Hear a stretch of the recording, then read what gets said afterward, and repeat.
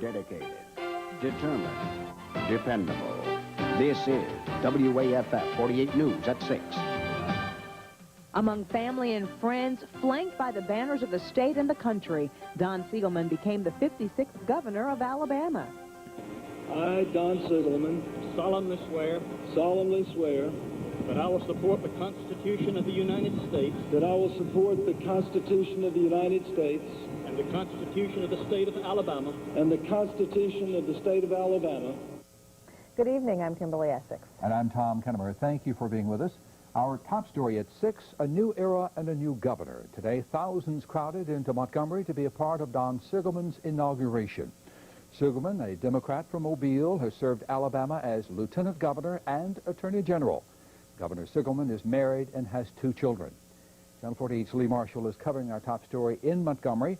The inauguration of Don Siegelman is the focus of our top story at 6. In Montgomery, it's new leadership with new promises. Don Siegelman has been inaugurated as Alabama's 61st governor. Jeff and Pam Miles of Madison made Don Siegelman's inauguration a family field trip. Absolutely. I think that this is payoff for a big job and a lot of hard work, and there's a lot of us down here from Madison County. They were among the thousands of Alabamians at the state capitol listening to Alabama's new leadership. Alabama, the waiting is over. Don Siegelman sent a challenge to the people of Alabama, daring them to step into the ring with him to fight for his education lottery. We will dare great things. We will try new things. If they don't work, we will try something else. Don Siegelman said today that as of tomorrow, Alabama will have no more portables. What do you think about that? I think it's a great idea, especially since it's my daughter's first year of teaching there in Madison County, and she's teaching in a portable classroom. While Don Siegelman enjoys the governor's celebration tonight, he knows that first thing tomorrow morning, it's back to work. In Montgomery, Lee Marshall, WAFF 48 News. Governor Siegelman took the oath of office on 2 Bibles today. He had his family Bible stacked on top of the traditional governor's Bible. The state Bible has been used in every inauguration since 1853. A violent storm system spawned numerous tornadoes in several states last night, including Tennessee. Emergency crews are still assessing damage, but at this hour, we know at least 8 people are dead, 6 in the town of Jackson, Tennessee. Nearly 100 people suffered serious injuries and more than 50 homes were damaged or destroyed. State troopers and military police are in the hardest hit areas to help maintain order. The National Weather Service says tornadoes were seen or touched down in 12 Tennessee counties. The storm also hit southern Tennessee overnight. Golf ball-size hail pummeled several cars in Giles County. As Channel 48's Christina Youngerman reports, storm victims are thankful the damage wasn't worse. It's not like shotguns going off when it started hitting the roof over the house. But the hail Bill Popejoy heard was much bigger than bullets. It was the size of golf balls. He saved some of the round chunks of ice that fell overnight at his Pulaski home on Highway 31A.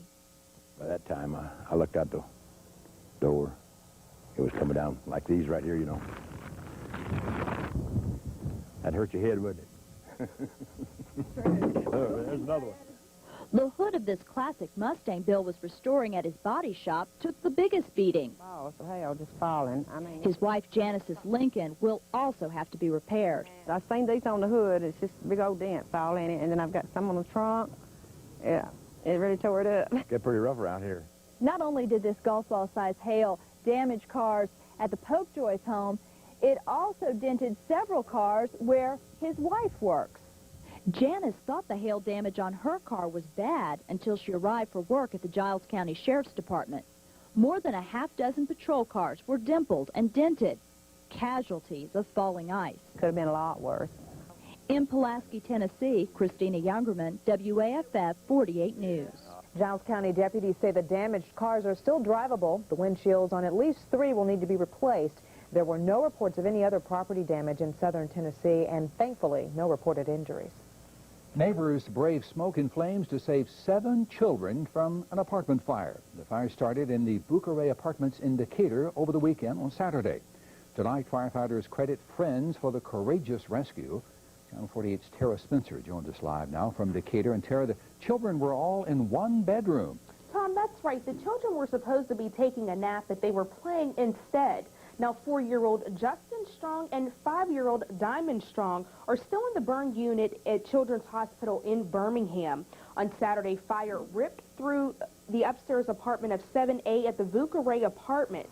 Firefighters say 23-year-old Lashana Strong Hill was sleeping downstairs with her youngest daughter when the fire started. Her other 4 kids and her sister's 2 kids were upstairs playing in this bedroom. According to reports, they had locked the door and were playing with a lighter on a mattress.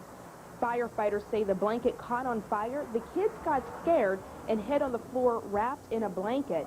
But it seems fast-acting neighbors may have saved the day. Kim Edwards lives next door. She's one of 3 neighbors that rushed inside to rescue the kids.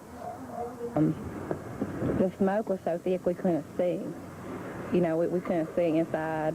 I was standing at the top of the stairs and I could see the flames from the top of the stairs. But Now, Diamond Strong is making progress. She was taken off life support earlier today. Doctors aren't sure whether or not she'll need plastic surgery.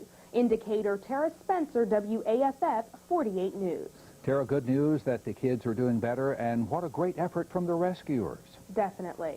Thanks for your report. Were you off work or school today? Did you pause to remember the man behind the holiday? Today, America celebrated the life and work of Dr. Martin Luther King, Jr. In Huntsville this morning, city leaders and hundreds of residents enjoyed a special breakfast inside the BBC. Participants sang inspirational songs and reflected on Dr. King's accomplishments. During the meal, speakers discussed how far the community needs to go to achieve Dr. King's goals. Well, in Decatur this morning, a demonstration in the streets to remember the legacy of Dr. King, but they're also concerned about other issues affecting the black community. Morgan Limestone Bureau Chief Wes Terrain joins us now from our Decatur newsroom with more on this all-new at 6 story. Wes, a lot of the concerns are about education. That's right, Kimberly. Citizens marched this morning on City Hall commemorating the Martin Luther King holiday. They also made claims of police brutality and unfair education proposals.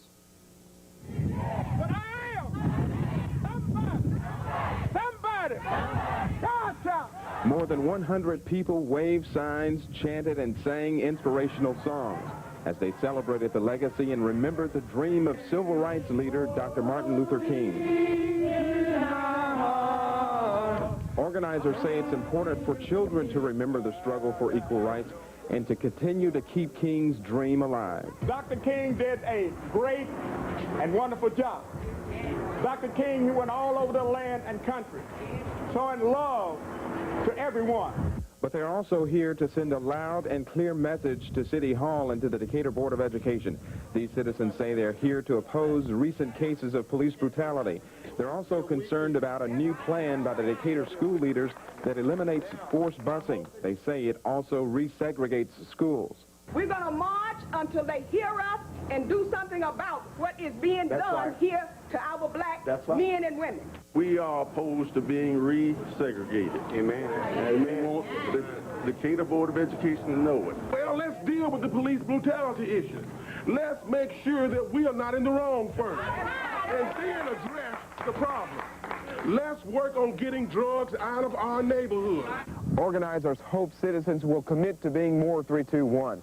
Organizers hope citizens will commit to being more active in their communities, not just on King's holiday, but throughout the year. And we're going to be at every meeting come up, and if our opinion will be voiced, our voice is going to be heard, and if we don't like it, you're going to know about it. Once again, citizens here in Decatur hoping that the community will be more active by attending meetings. And there is a community meeting underway at this hour at the Carrie Matthews Center here in Decatur. Residents are organizing efforts to address the City Board of Education.